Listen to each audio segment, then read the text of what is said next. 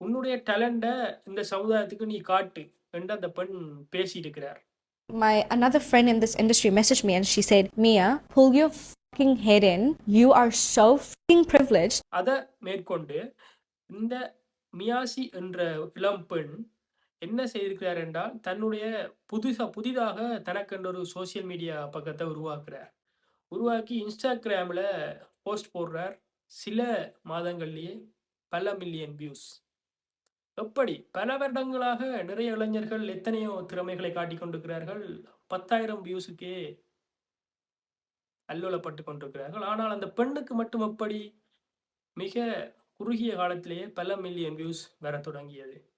So last year, in 9 months, that Mia Z account, I grew it to 1 million.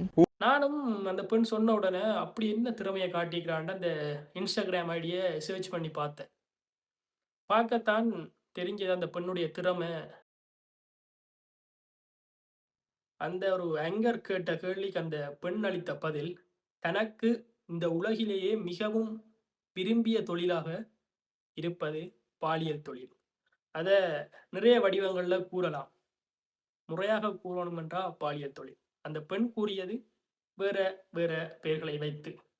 I just like பல ஆபாச படங்கள்ல நடித்ததன் மூலமாகவே அந்த பெண் பல மில்லியன் ரூபாய் பணத்திற்கு சொந்தக்காரியாக முடிந்தது. இவ்வாறான தன்னால் பல மில்லியன் ரூபாய் பணத்திற்கு சொந்தக்காரியாக முடிந்த கதையை கூறி